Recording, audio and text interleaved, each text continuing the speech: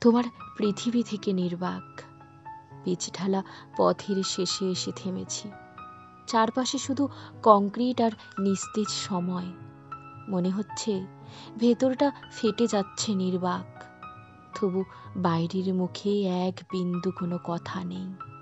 আমি যতটা পারি দূরে সরে যাচ্ছি, তোমার দৃষ্টি এড়িয়ে, তোমার পৃথিবী ছেড়ে।